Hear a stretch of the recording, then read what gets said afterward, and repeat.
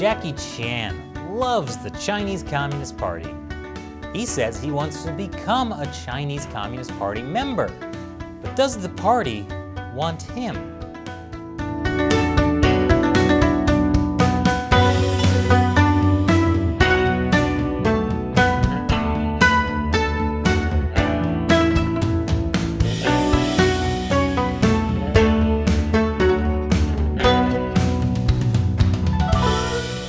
Welcome to China Uncensored. I'm Chris Chappell.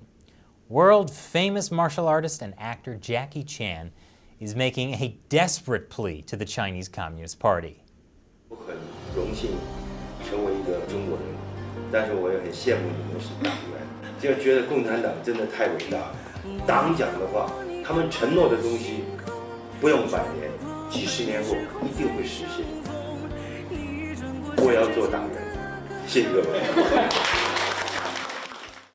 Yes, he wants to be a Chinese Communist Party member. Please, oh please, let him in. And while Jackie Chan's bootlicking would embarrass even Smithers, he may not even be good enough for the CCP, which I'll get to in a moment. But first, I'd like to say that Jackie Chan used to be cool. Here he is singing at the Concert for Democracy in China. It was held in Hong Kong, his hometown, to support the Tiananmen Square student protesters in Beijing. That was just 1 week before the tanks rolled in. And here Chan is in Taiwan in 1992, receiving one of the 10 Outstanding Chinese Youth Special Awards, and shaking hands with Taiwan's first democratically elected president, Lee Teng-hui.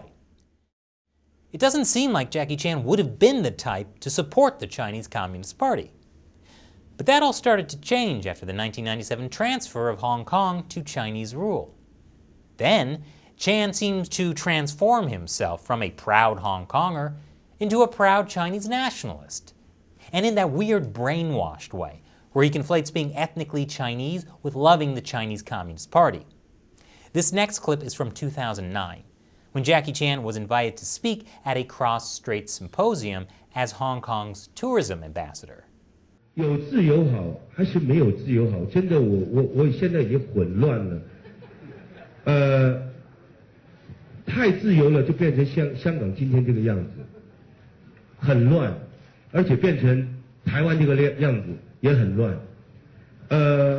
我慢慢觉得，原来我们中国人是要管的。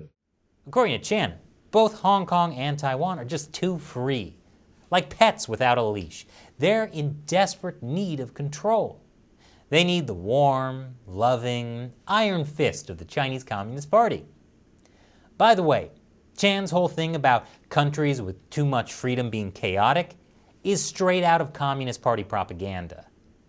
In 2013, Chan was appointed to join the Chinese People's Political Consultative Conference.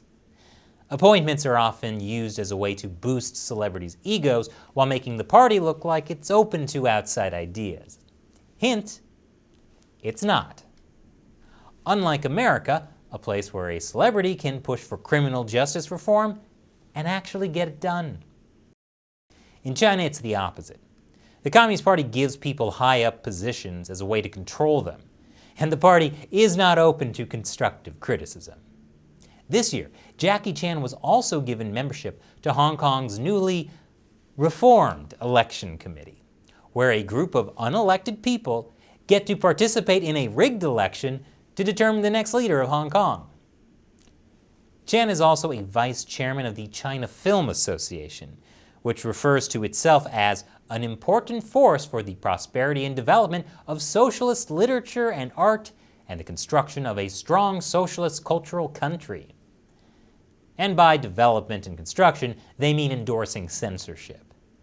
Here's an interview Jackie Chan did with CGTN in August 2019, as the anti-Chinese Communist Party protests were raging in Hong Kong.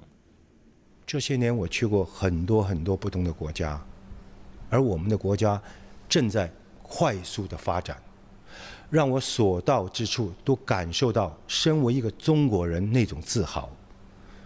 五星红旗在全世界都受到人家的尊重。香港是我的出生地，也是我的家乡。中国是我的国家，我爱我的国家，我爱我的家乡。So what was Chan doing in June of that year when the Hong Kong protests were happening? He was drinking tea in Taiwan, promoting his new album.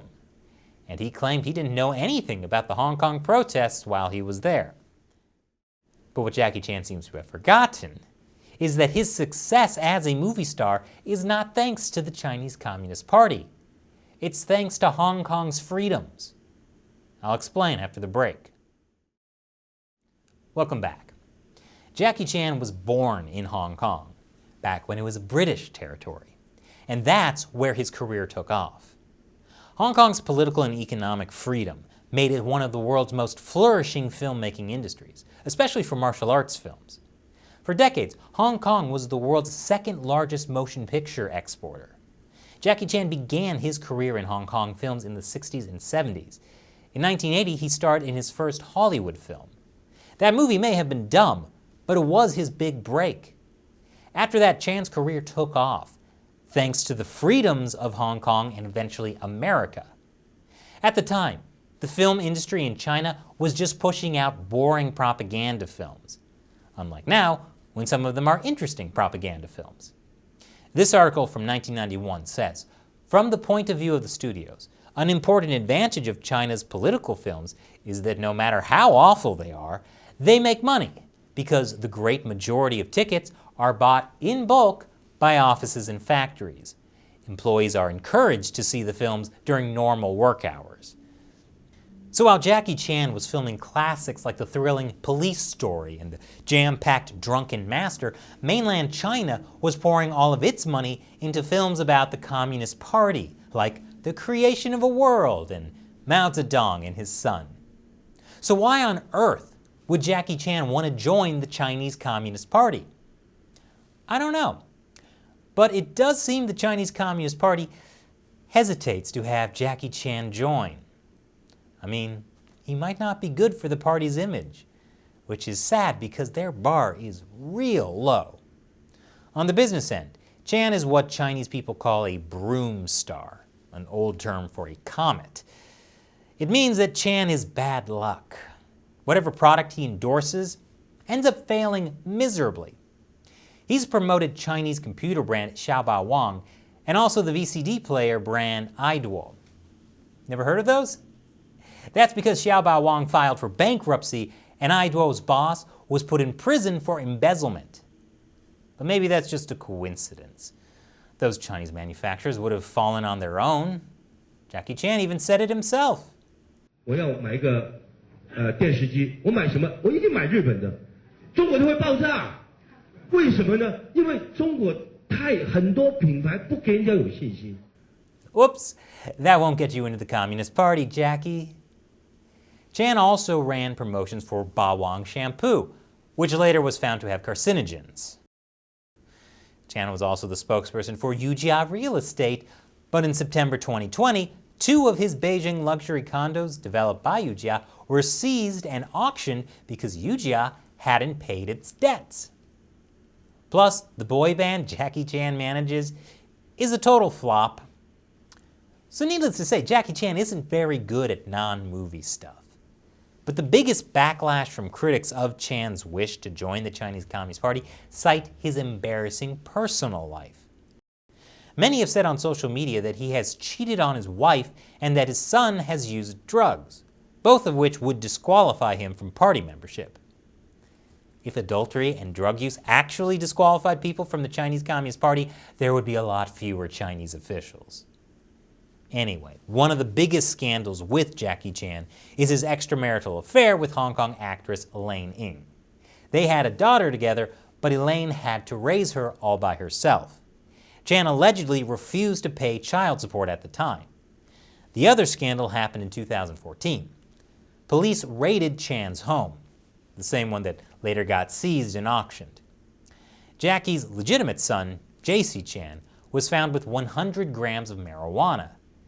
The penalty for drugs in China is severe. JC pleaded guilty for sheltering others to use drugs and ended up spending 6 months in jail. And Jackie Chan didn't even show up at his son's trial. I understand why Jackie Chan was embarrassed. After all, the Chinese government had appointed Chan as their anti-drug ambassador back in 2009. Clearly, that was another non-movie thing he wasn't that good at. But weirdly, even after all that, Chan still manages to be a Chinese icon. He even took center stage at the 100th anniversary of the CCP. A dark past of corruption and failure, but he still looks good when he performs? Maybe he is a good fit for the Chinese Communist Party. And now it's time for me to answer a question from a member of the China Uncensored 50 Cent Army, fans who support us and our efforts to expose the truth about the Chinese Communist Party by contributing through the crowdfunding website Patreon. Jesse Santiago asks, is the U.S. and the rest of the world paying attention? Is the U.S. taking steps?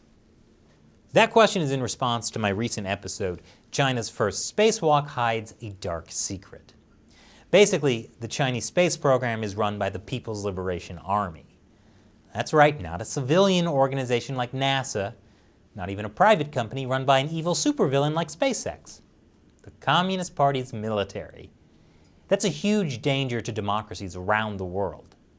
Advanced weapons at China's military bases can fire warheads that can smash satellites and can shoot laser beams that have a potential to blind arrays of delicate sensors. And so the question was, is the U.S. paying attention? Well, some in the intelligence and military sectors have been sounding alarm bells for years. Not too much was done. But the Trump administration's Space Force was partially an attempt to turn things around. The Space Force currently has bipartisan support in Congress, and in all likelihood, the Biden administration will continue it. Last year, the Space Force unveiled its first weapon, a satellite jammer.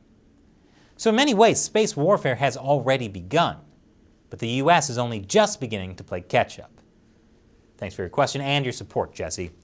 And a big thank you to everyone who supports China Uncensored on Patreon. We could not do this show without you. So thank you for joining us in the fight to expose the Chinese Communist Party to the world. If you're interested in joining, head over to patreon.com/China Uncensored. You'll get a bunch of cool perks, including the chance to have me answer your question on the show. Once again, I'm Chris Chappell. See you next time.